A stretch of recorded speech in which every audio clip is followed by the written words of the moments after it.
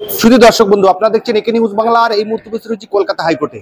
আজকে কিন্তু সবার নজর রয়েছে কলকাতা হাইকোর্টে। কারণটা নিশ্চয়ই আপনারা জানেন যে ঢোলায় একজন 22 বছরের তরতাজা যুবককে পুলিশ চুরির অপবাদ দিয়ে তুলে নিয়ে গিয়ে তাকে মারধর করে।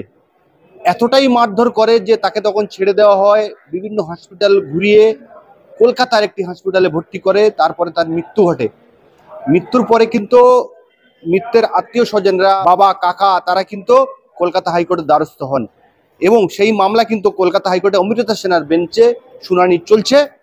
গতকাল তারা এসেছিল, আজকেও তারা এসছে। দেখলাম যে মৃত ব্যক্তি সিদ্দিক হালদার, তানার বাবা, তানার কাকা এবং আরো বেশ কয়েকজন তারা এসছে কলকাতা হাইকোর্টে এবং মামলা কিন্তু চলছে কলকাতা হাইকোর্টের অমৃতা সেনার বেঞ্চে।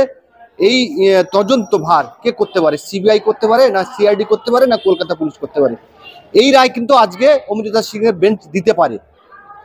সেই সঙ্গে সঙ্গে বলে রাখি যে গতকাল আমরা সূত্র মারফত খবর পেলাম এবং আইনজীবী শ্রমিক বাগচি আমাদেরকে বলেছেন যে যেহেতু মুসলিম সম্প্রদায়ের মানুষ মারা গেছে, তা দাফন কাফন করা হয়েছে, তার কবরটাকে প্রহরার মধ্যে রাখতে হবে, নজরে নজরে রাখতে হবে, যাতে কোনো রকম কোনো অপ্রীতিকর ঘটনা না ঘটে।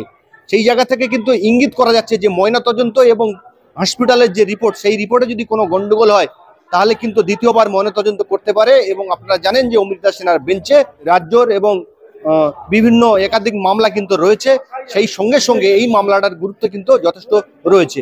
আমি তখন কর্ণাটকে, আমার কাছে ফোন যাচ্ছে, আমার মেজো ভাই ফোন করছে, বলো বড়দা ওর এত মার মারছে, কী করবি, আমার 2 লাখ টাকা চাচ্ছে। তা আমি বলি আমার কাছে তো এখন নেই। তা বলছে, বলে আমি বলি এই দেখ 1.5 লাখ টাকা বল। বলে না রে, বলে তুই 5 মিনিটের মধ্যে বল। আমি বলি আচ্ছা 1,75,000 টাকা। বলি 1,75,000 টাকাও নিয়েছে, নিয়েও তো আছে। আর ভাইয়ের ঘর চুরি হয়, চুরি হওয়ার পরে যত কিছু জিনিস ওই আমাদের পাড়ার কিছু টিএমসির নেতারা তাদের ছেলেরা চুরি করে, সেই মালটা আত্মসাৎ করার জন্য পুলিশের দিয়ে আমার ছেলেকে মেরে দিয়েছে। 4টে পুলিশ, রাজদীপ সরকার বলে ওই একজনের নাম চিনি খালি, রাজদীপ সরকার বলে ও, আর ওর সঙ্গে আরো 4টে সহকর্মী, ওই 4-5 জন মিলে ওই যে ঘরের নেই আমার সামনে আমার ভাই বোনকে কুত্তার মতো খালি মারছে। আমার সেইটা আমি বলতে পারছি না। আমার ভাইপো আমার পায়ে জড়িয়ে ধরেছে, ও কাকা তুমি আমার বাঁচাও, তুমি আমার বাঁচাও। আমার সামনে ওই স্যারটাকে বলছে, স্যার আমার একটা কিডনি কেটে দাও, আমার কাছে নেই, আমি কোথাও পাবো, আমি তো চুরি করিনি। ওইটা আমি ভুলতে পারছি না, কিভাবে যে কুত্তার মতো মেরেছে। উনি বলছে না, আমাকে 2 লাখ টাকা দিলে তবে আমি ছাড়বো। তারপরে আমার দাদা ওই পুলিশটার হাতে পায়ে ধরে, ওই কোথাতে যাই না, তখন নামিয়েছিলাম ভিতরে, 1,75,000 টাকা তখন আমার দাদা দিয়েছে। রাত্রেবেলা বড়বাবু রুমে আমাকে ডাকলো, দেখে রাজদীপ স্যার বলে ও আমার ভাইপোকে নিয়ে বড়বাবু রুমে আসলো। ঠিক আছে, এসে বড়বাবুর সামনে আমাকে বসিয়েছে। আর ওই রাজদীপ স্যার তখন আমার ভাইপোর পায়ে তখন সাপ করলে লাঠি নিয়ে তখন মারছে তখন। ঠিক আছে, তখন বড়বাবু রাজদীপ স্যারকে বলছে এইবারের ঘরে নিয়ে যা, নিয়ে গিয়ে যদি বা না দেয় নিয়ে আসবি, ফের এসে জামা প্যান্ট খুলে দিবি, ন্যাংডো করে দিয়ে পায়ে দড়ি বেঁধে আর টাঙিয়ে দিবি। আমার সামনে বলছে, তখন আমি নেই। পশ্চিমবাংলায় পুলিশ অ্যাট্রসিটি বারবার হতেই থাকে এবং হবেও। আনিস খানও মারা গেছে, এরকম প্রচুর লোক পুলিশে মারা গেছে, কাস্টাডিতে মেরে দিচ্ছে। পুলিশই তো ম্যাক্সিমাম ইয়ে করছে, পুলিশই তো পশ্চিমবাংলার গুন্ডা বাহিনীই তো police, law and order maintain করার জন্য আসে নাকি। কিন্তু কিছু মানুষ তারা ডেলি সন্ধ্যাবেলা ভালো জামা কাপড় পরে সেন্ট মেখে টিভিতে বসে বলেন যে পশ্চিমবঙ্গের সেফ জোন। এটা এক্সাম্পল, এটা যে মেরে ঠান্ডা করে দিল, মেরে দিল। আনিস খান এর আগে মারা গেছে। এই যে পশ্চিমবাংলায় যে মার্ডারগুলো হয়, কটা তদন্ত আজ পর্যন্ত হয়েছে? তপন দত্ত হত্যা মামলা বলুন, বরুণ বিশ্বাস হত্যা মামলা বলুন, কটা তদন্ত হয়েছে পশ্চিমবাংলায়? পুলিশ সেফ জোন, পুলিশ চলছিল পিসি ভাইপোর নেতৃত্বে। পুলিশ বা ওরা যা বলে দিচ্ছে তাই পুলিশ করবে। দেখুন, ঘটনাটা আমিও সংবাদ মাধ্যমের মাধ্যমে জেনেছি এবং আমি দেখলাম আজকে হাইকোর্টে একটা মামলা ফাইল হয়েছে।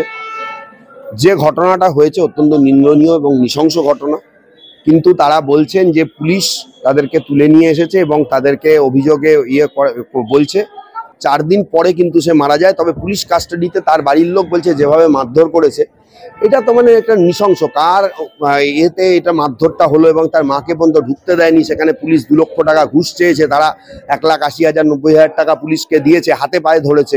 ইভেন তাদেরকে ধোলাহাট থানায় ঢুকতে দেয়নি। এবং আজকে যে মামলা হয়েছে তাতে জজ সাহেব বলেছেন যে যেখানে তার যেহেতু সে মুসলিম, যেহেতু পোড়ানো হয় না, তার যেহেতু কবর দেওয়া হয়, যেখানটায় তাকে কবর দেওয়া হয়েছে সেটা যেন এই কেস যতদিন চলবে সেটা যেন পুলিশ পাহারা দেয়, কেউ যেন সেখান থেকে লাশ বা কোনো কিছু পাল্টে ফেলতে না পারে। আর পোস্টমর্টেম রিপোর্টটা আজকে কোনো একটা অজানা কারণে মামলার সঙ্গে অ্যাটাচ করা হয়নি। সেই পোস্টমর্টেম রিপোর্টটা নিয়ে কালকে 11:30 নাগাদ মামলা যখন আবার শুনানি হবে সেইটা আসতে বলেছে জজ সাহেব বলেছেন।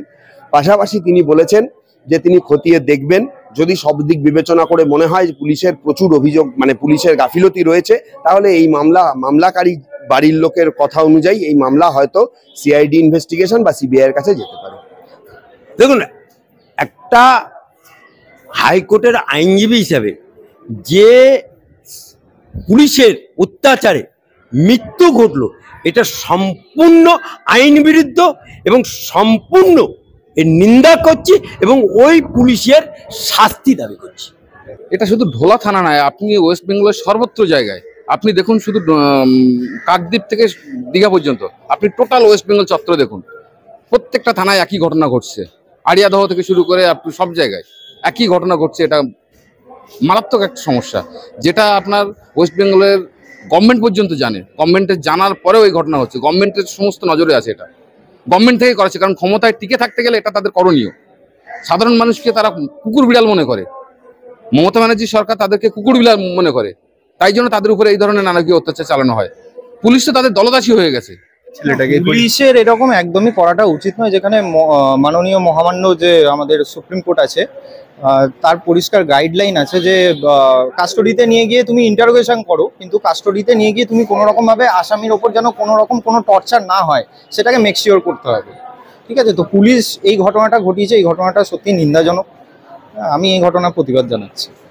এতক্ষণ শুনলেন যে মৃত আবু সিদ্দিকের বাবা এবং তার কাকা কতটা অসহায় বোধ করলেন আপনারা দেখলেন। সেই সঙ্গে সঙ্গে কলকাতা হাইকোর্টের বিশিষ্ট যারা আইনজীবী রয়েছে তারা কিন্তু ধিক্কার জানাতে ভুললেন না। কোন দিকে যাচ্ছে পশ্চিমবঙ্গের প্রশাসন, কি চাচ্ছে পশ্চিমবঙ্গের এই প্রশাসনের যারা ক্ষমতাশালী যারা রয়েছে? পুলিশ প্রশাসন চুরির অপবাদে একজন ব্যক্তিকে তুলে নিয়ে গিয়ে লোকাপে এমন মারা মারে পরবর্তীকালে তার মৃত্যু ঘটে, এবং যার বাড়ি চুরি হয়েছে তাকে তুলে নিয়ে গিয়ে মারধর করা হয়। এবং যাদের বাড়ি চুরি হয়েছে তারা বলছে যে আমরা পুলিশ প্রশাসনকে কোনোভাবে ইনফর্ম করিনি, কোনো রকম অভিযোগ জানাইনি। তাহলে যেটাকে বলা হয় যে বিনা নেমন্তন্নই যেমন বিয়ে বাড়ি অতিথি যায়, ঠিক সেই মতো এই মথুরাপুর ঢোলায় বিনা নিমন্ত্রণে পুলিশ প্রশাসন যায় এবং গিয়ে কি হাড় হিম করা কাণ্ডটা ঘটিয়ে দিয়েছে পুলিশ। আপনারা শুনলেন এতক্ষণ তাদের বক্তব্য, তাদের আত্মীয় স্বজনের বক্তব্য।